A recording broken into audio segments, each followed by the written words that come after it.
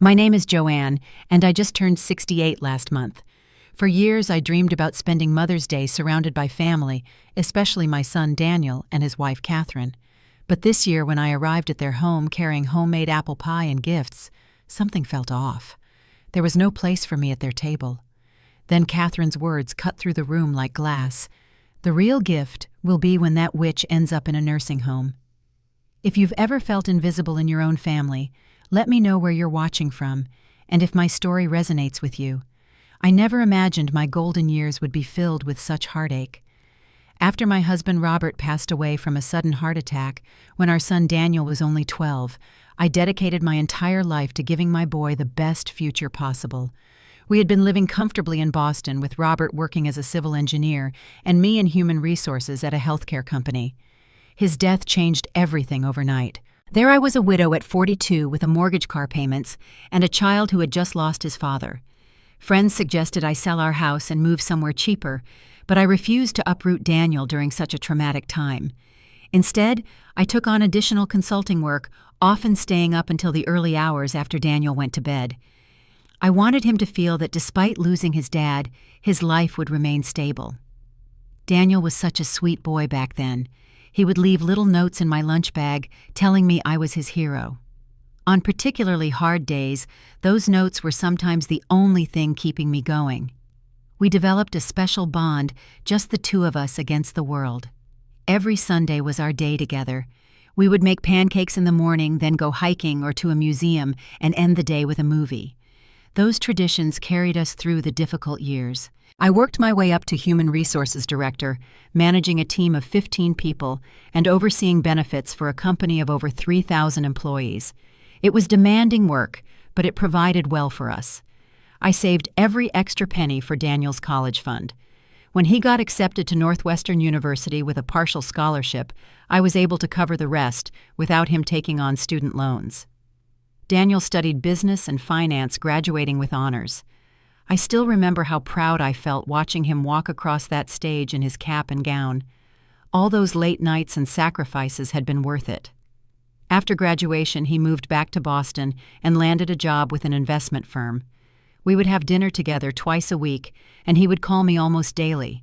Even as an adult, he sought my advice on major decisions. When he was 27, Daniel mentioned he wanted to buy his first home. Property prices in Boston had skyrocketed, so I offered to help with the down payment. It was money I had been saving for retirement, but I figured helping my son establish himself was part of my retirement plan too. I wanted him to have stability and build equity rather than waste money on rent. Then Katherine entered the picture. They met at a charity gala his company was sponsoring.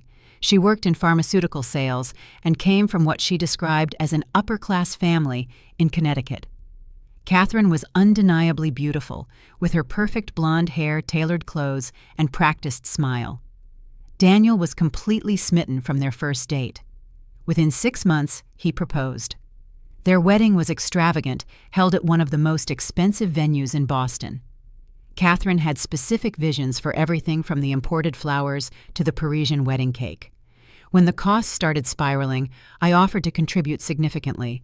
It was more than I had budgeted for, but the look of gratitude on Daniel's face made it worthwhile. Katherine thanked me politely, but seemed almost annoyed at needing my help.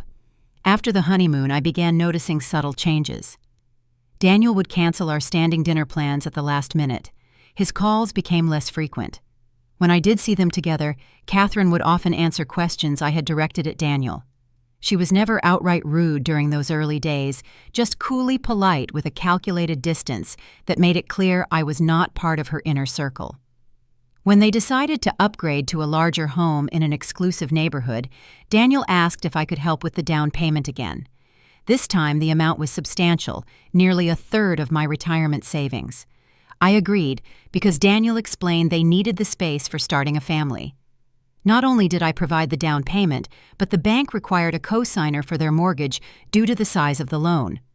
Without hesitation, I signed the papers. My name was now legally tied to their house, though they assured me it was just a formality.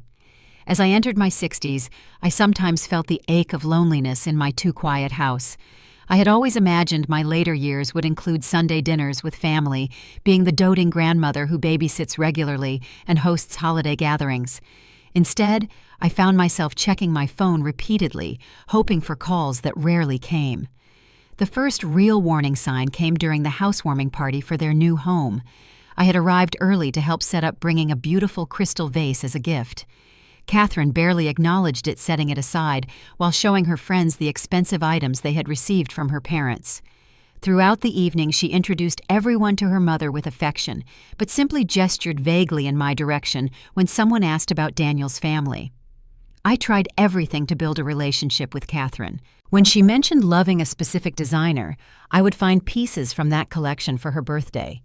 If she talked about a book she wanted to read, it would be at her door the next day. I invited her to lunch, shopping trips, and cooking classes, thinking we could bond over shared experiences. She would accept the gifts with a quick thank you, but often had excuses for why she couldn't join me for activities. For the first year after they moved, I would bring home-cooked meals to them once a week, trying to learn Katherine's preferences. She was vegetarian, so I mastered vegetable lasagna, mushroom risotto, and eggplant parmesan. One evening, I overheard her telling Daniel that my cooking was depressingly old-fashioned, and that she only pretended to eat it. After that, my cooking visits became less frequent, though Daniel never mentioned why they were turning me away. Family gatherings grew increasingly tense. At Thanksgiving dinner that first year, Katherine questioned everything from my choice of turkey brining to my stuffing recipe. "This is how they cooked in the 1970s, she laughed to her sister who had joined us. "No wonder Americans have health problems." I smiled through it, telling myself she was just young and opinionated. The Christmas party was even worse. I had spent weeks preparing traditional family recipes that Daniel had loved growing up. When I brought out my special cranberry bread that had been Robert's favorite, Katherine loudly announced to the room, "I hope everyone has good dental insurance. Joanne's bread could crack a tooth." Everyone laughed uncomfortably while I stood there holding the bread I had risen before dawn to bake. Daniel chuckled along with them, avoiding my eyes. When I tried to speak with Daniel privately about how her comments hurt me, he became defensive. "Mom, Katherine just has a different way of expressing herself. She doesn't mean anything by it. You need to be less sensitive." It was as if he couldn't see what was happening, or worse, didn't want to see it. Through mutual friends, I discovered Katherine had been telling people I was overbearing and trying to control their lives. She claimed I called them multiple times a day. I was careful to call only once a week, and showed up uninvited. I always texted before visiting. Her narrative was gaining traction, and I could sense some of our shared friends looking at me differently. The pattern became familiar. If I brought up concerns, Katherine would somehow twist the conversation until she was the victim and I was the aggressor. "I try so hard with your mother, Daniel, but nothing I do is ever enough for her," she would say often with perfectly timed tears. I began doubting myself, wondering if I was the problem. When Katherine became pregnant with their first child, I was overjoyed at becoming a grandmother. I bought baby furniture, stocked their freezer with meals for after the birth, and offered to help with night duties. Katherine accepted the gifts, but firmly established that I would not be in the delivery room and should not visit for the first 2 weeks. When I finally was allowed to meet my granddaughter Emma, Katherine monitored every interaction, correcting how I held her and limiting our time together. "The baby needs her schedule," Katherine would say, taking Emma from my arms after just 15 minutes. "Maybe you can visit again in a couple of weeks when she's more settled." Those couple of weeks often stretched into a month or more. My heart broke each time I left, wondering why loving my granddaughter was being treated as an offense. By Emma's first birthday, I hardly recognized my relationship with Daniel. The son who once called me his hero now seemed annoyed by my presence. Katherine had masterfully convinced him that I was trying to undermine their parenting and impose outdated values on their child. "Your mother thinks she knows better than us about everything," she would say in front of me, and Daniel would nod in agreement. I made countless efforts to repair things. I sent thoughtful cards, respected their boundaries, even when they felt unfair, and continued to show up with unconditional love. I took parenting classes to learn the newest approaches so I could support their methods rather than contradict them. I read books on modern grandparenting and generational differences, desperate to understand what I was doing wrong. Meanwhile, despite Daniel's good job, they were struggling financially. Their lifestyle was extravagant with luxury cars, designer wardrobes, and exotic vacations. Katherine had quit her pharmaceutical sales job after Emma was born, declaring that working mothers couldn't properly bond with their children, a comment that felt pointed given my history as a working single mother. One evening, Daniel called sounding stressed. Their mortgage payment had increased, and they were falling behind on bills. Without hesitation, I offered to help transferring money to cover their shortfall. It became a regular occurrence with Daniel calling every few months needing financial assistance. I never mentioned these transfers to anyone wanting to preserve his dignity. The financial strain on the couple led to a refinancing of their mortgage. Once again, the bank required my signature as a guarantor due to their debt-to-income ratio. I signed the papers, essentially taking responsibility for a monthly payment that was more than twice my own mortgage had ever been. I also set up automatic transfers to help them make the payments on time, something Katherine seemed to resent deeply. "We don't need your charity," she snapped one day when Daniel mentioned my help with the mortgage. "We were doing fine before you swooped in to save the day." Yet the bank statements told a different story, showing multiple overdraft fees and late payment penalties before my assistance began. The contradiction was clear: they needed my money, but resented owing me anything, even gratitude. Katherine seemed to view my financial support as a personal failing on her part rather than an act of family love. The more I helped, the more she pushed me away. My invitations to family events were increasingly declined. When I hosted a 4th of July barbecue, they arrived late and left early.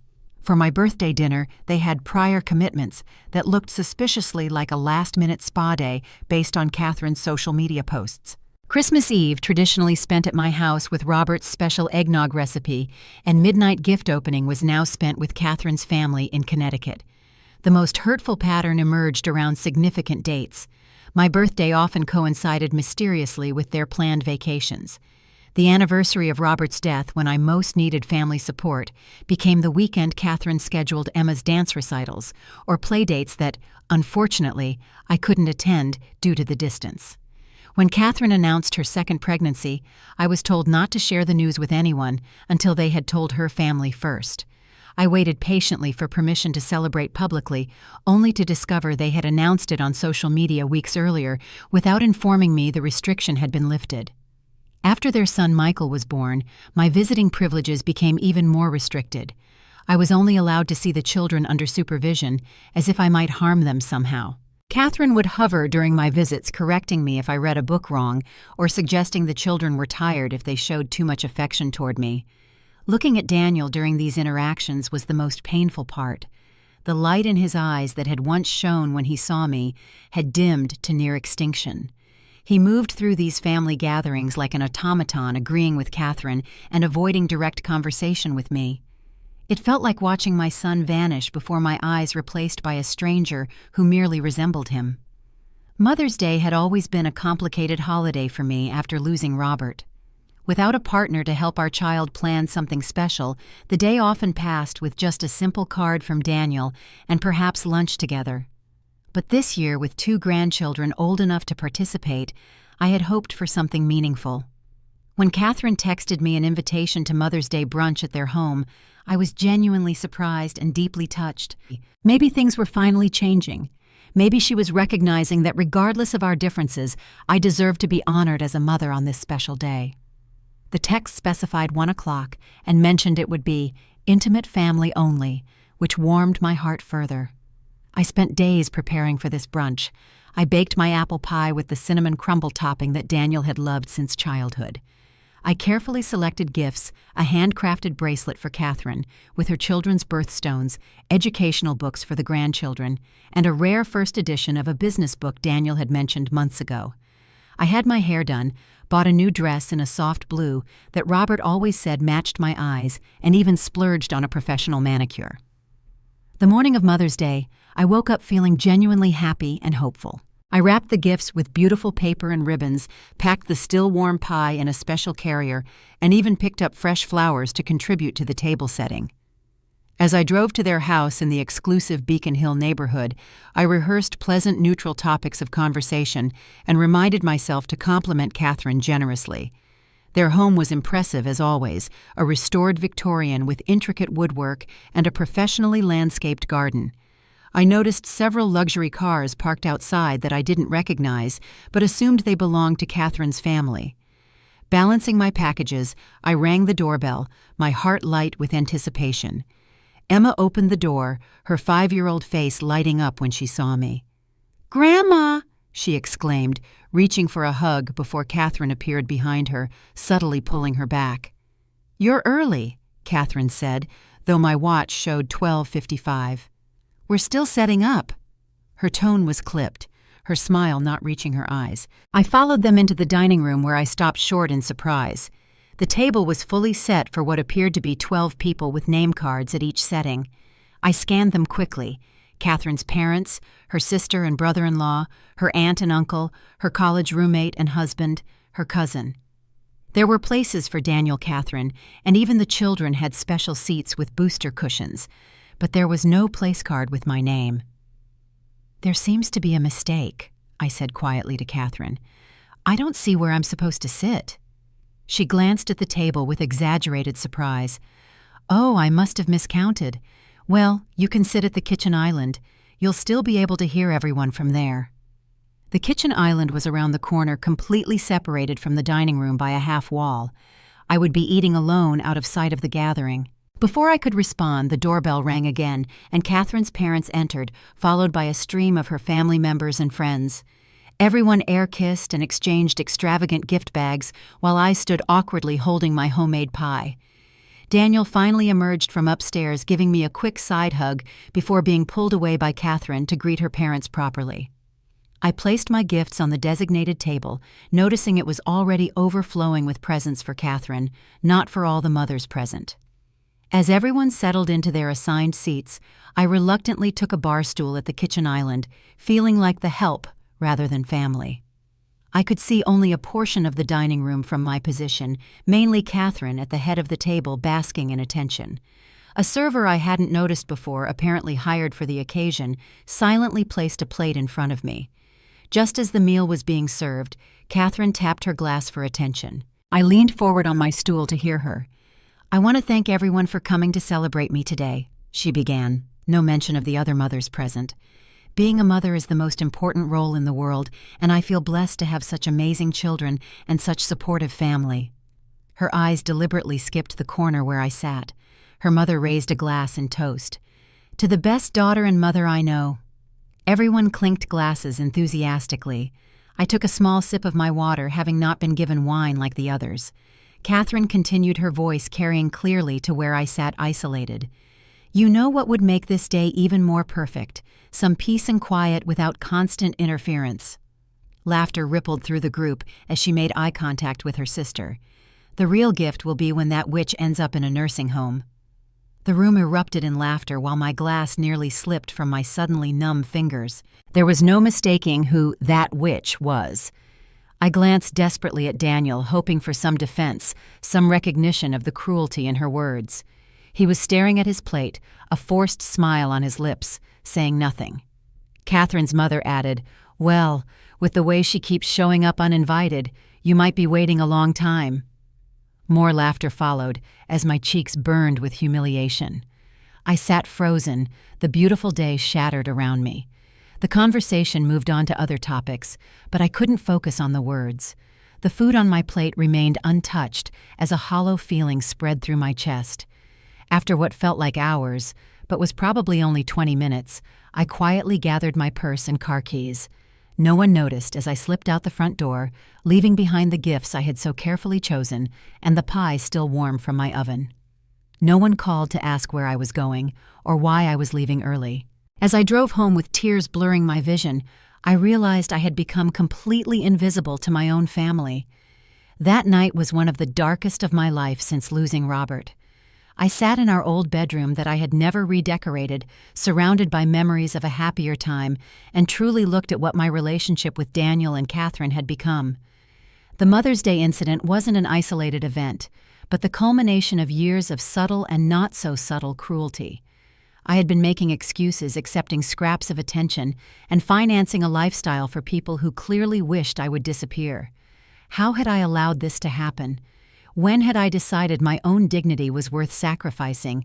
Just to maintain the illusion of family, I pulled out photo albums tracing Daniel's face from infancy to adulthood. The sweet boy who left notes in my lunch bag had grown into a man who would sit silently while his wife publicly wished for my institutionalization. Somewhere along the way, I had failed him as a mother. Perhaps in trying to give him everything I had never taught him to stand up for what was right. As the night deepened, my sadness gradually gave way to something else, something that had been buried beneath years of acquiescence and self-doubt. Anger, righteous, clarifying anger that burned away the fog of confusion I had been living in. By morning, as sunlight filtered through the curtains Robert had picked out decades ago, I knew something had fundamentally changed within me. I called my oldest friend Sarah, who lived a few hours away in Vermont. Sarah had been warning me about Katherine for years, observations I had dismissed as overprotectiveness. Now I was ready to listen. "It's about time," Sarah said when I recounted the Mother's Day disaster. "Joanne, what she's doing is elder abuse. It's emotional and financial exploitation, and it's been happening right in front of everyone." "Elder abuse, isn't that a bit extreme?" I asked, still reluctant to fully acknowledge the situation. "Let's look at the evidence." Sarah continued her background as a retired social worker emerging. "She isolates you from your son and grandchildren. She humiliates you publicly. She benefits from your financial support while treating you with contempt. She's manipulated Daniel into enabling her behavior. These are textbook signs of elder abuse, Joanne."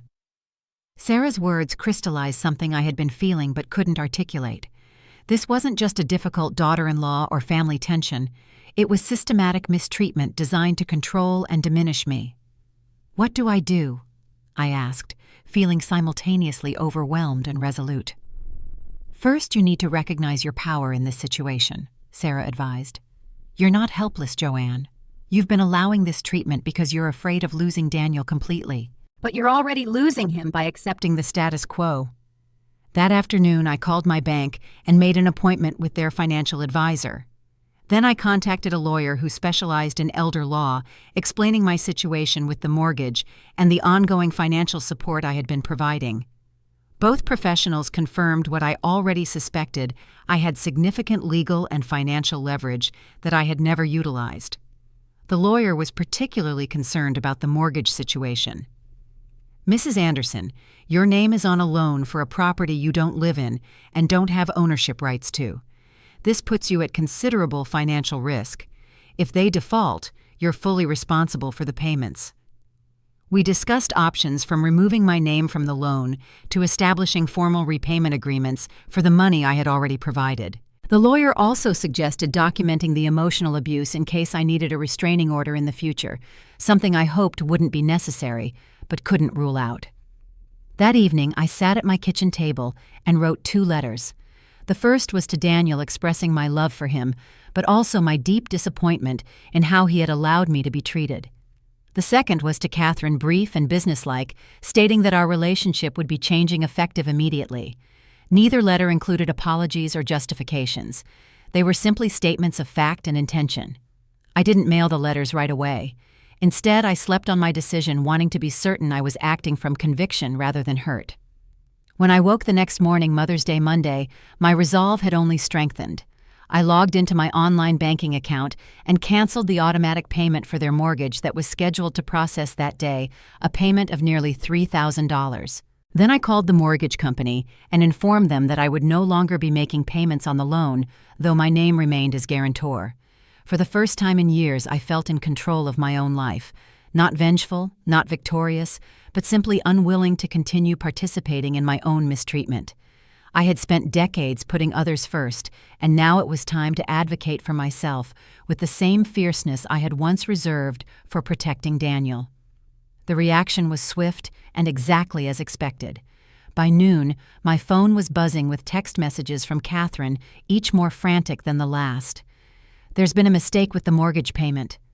The bank says the transfer was canceled. Call me immediately. You can't do this to us." I didn't respond to any of them. By mid-afternoon, the voicemail started, Katherine's voice transitioning from confused to angry to pleading. "This is incredibly irresponsible. You're punishing the children for nothing. We invited you for Mother's Day. What more do you want? It wasn't until evening that Daniel finally called. I had been wondering how long it would take him to get involved directly, rather than letting Katherine handle it. "Mom, what's going on?" His voice sounded strained, accusatory. "Katherine says you canceled the mortgage payment without warning us." "That's correct," I replied calmly. "But why? We're counting on that money. The bank is already calling about the late payment." "I think you know why, Daniel." I kept my voice steady, determined not to be drawn into an emotional argument. "If this is about Mother's Day, Katherine was just joking around. You know how she gets when her family is here. She didn't mean anything by it." The familiar excuses washed over me without effect. "This isn't about one comment, Daniel. This is about years of disrespect and manipulation.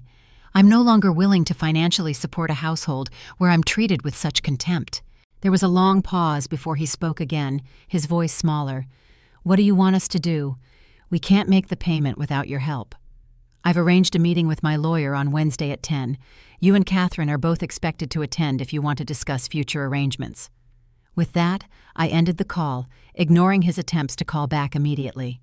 The next day passed in a blur of messages and calls that I largely ignored.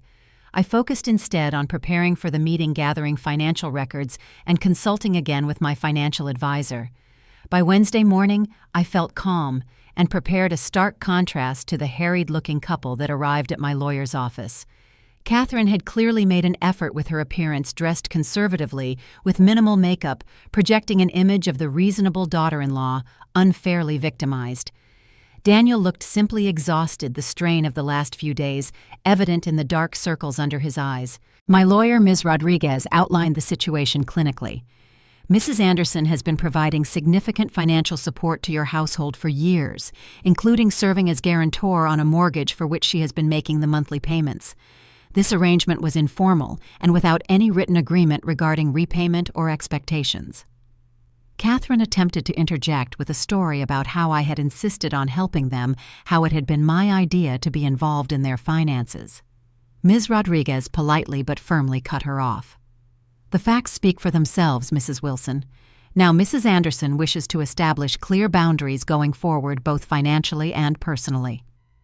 I then presented my terms. I would continue as guarantor on the mortgage only if they refinanced to a more affordable payment they could manage without my assistance.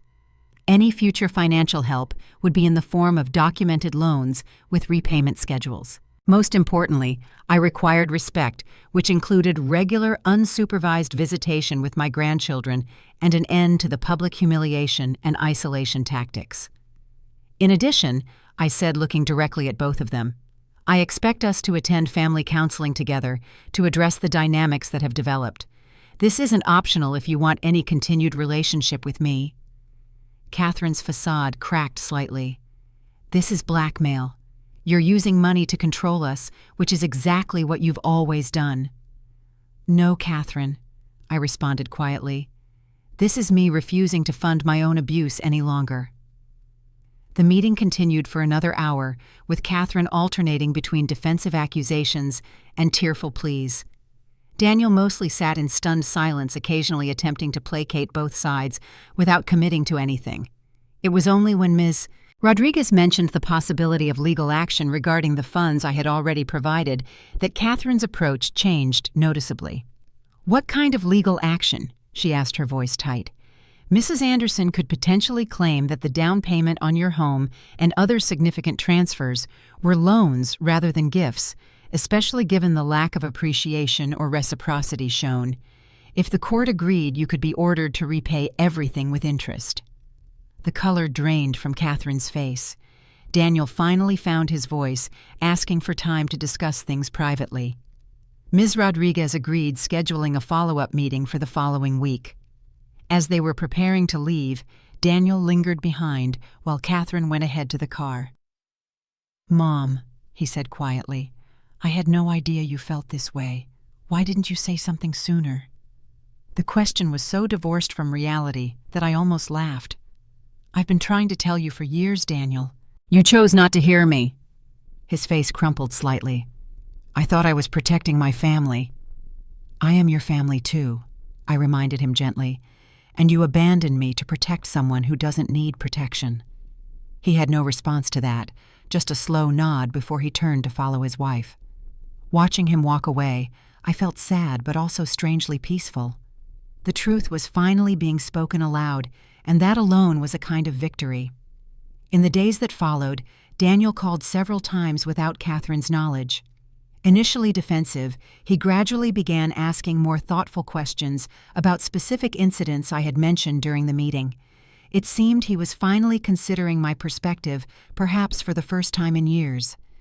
During one late-night call, he confessed something that confirmed my worst suspicions. "Katherine told me you said you never wanted grandchildren, that you thought we were making a mistake having kids so young." It was an absolute fabrication, a cruel lie designed to drive a wedge between us during a precious time. "Daniel, I cried with joy when you told me Emma was on the way," I reminded him. "I threw you a surprise baby shower and spent weeks making that hand-quilted blanket." "I know that now," he said quietly. "I'm starting to see a lot of things differently." By the time our second meeting with the lawyers arrived, a subtle shift had occurred.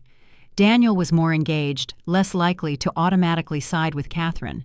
She noticed it too, her eyes narrowing whenever he asked clarifying questions rather than simply accepting her version of events. We eventually reached an agreement.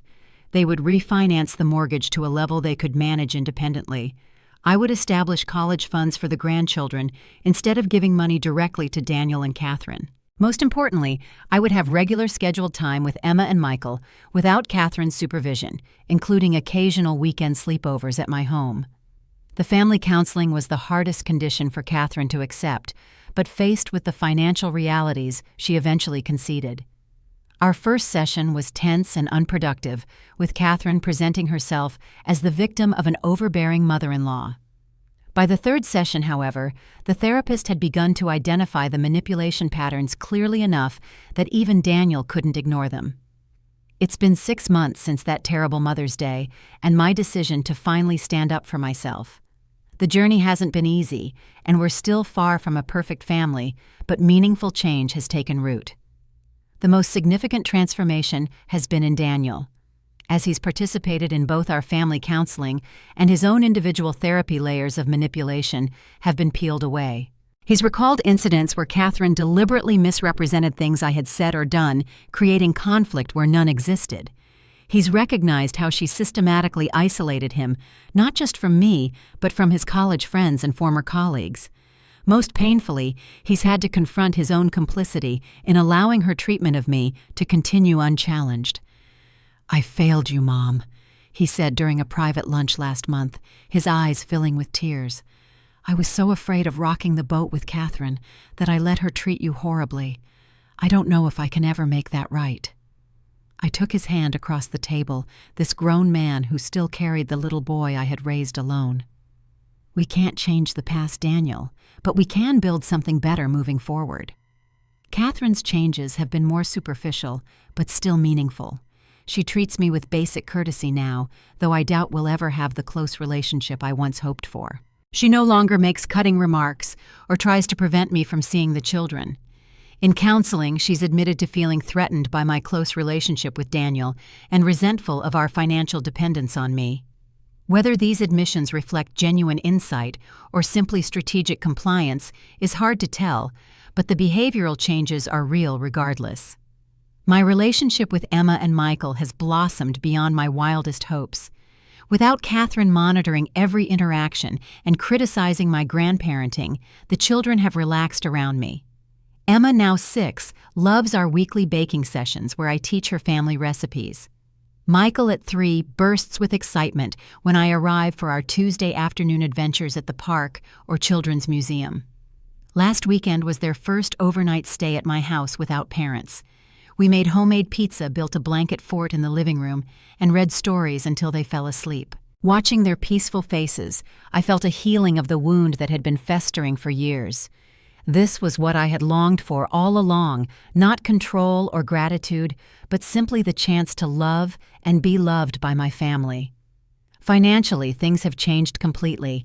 I no longer provide direct support to Daniel and Katherine beyond birthday and Christmas gifts. Instead, I've established substantial college funds for the grandchildren and set up a small trust that will help them buy their first homes when they're adults. Daniel and Katherine have downsized to a more affordable house that doesn't require my financial involvement. The transition hasn't been easy for them, especially Katherine, who was accustomed to luxury, but it's been healthy for their marriage and their values. As for me, I've reclaimed my life in ways I hadn't anticipated. Without the constant drain on my finances, I've been able to travel taking a river cruise through Europe that Robert and I had always planned to do together. I've joined a book club and a hiking group for seniors, developing friendships with women who appreciate rather than tolerate me. I've even started dating something I never imagined at 68, enjoying the company of a kind widower named Thomas, who treats me with the respect I now know I deserve. The most profound change, though, has been internal. I no longer second-guess my worth or question whether I deserve basic consideration. I recognize manipulation tactics quickly and address them directly rather than accommodating them. I've learned that loving someone doesn't mean accepting mistreatment, and that sometimes the strongest expression of love is establishing firm boundaries. Last week, Daniel brought up the possibility of a family dinner to celebrate my upcoming birthday. When I hesitated remembering birthdays past, he quickly added, "It would just be us, Mom, no other guests, and I'll cook, not Katherine." The fact that he understood my reservation without me having to explain it showed how far we've come. I agreed to the dinner, and as we finalized plans, he said something that will stay with me forever. "I want the kids to see us honoring you properly, Mom. I want them to learn what I forgot for too long, that we respect the people who love us most." Sometimes the greatest gift we can give ourselves is the courage to stand up for our own value. It's not selfish or petty to expect basic respect, especially from family. It took me too many years and too much heartache to learn this lesson, but I hope by sharing my story, someone else might recognize their situation sooner than I did. Have you ever had to establish difficult boundaries with family members who took you for granted? How did you find the strength to stand up for yourself? Share your experience in the comments below, and if this story resonated with you, please like and subscribe to hear more journeys of finding self-worth after years of diminishment. Remember that it's never too late to require the respect you deserve, and sometimes the most loving thing you can do, both for yourself and others, is to say, "Enough is enough." Thank you for listening to my story, and may you find the courage to honor your own value in every relationship in your life.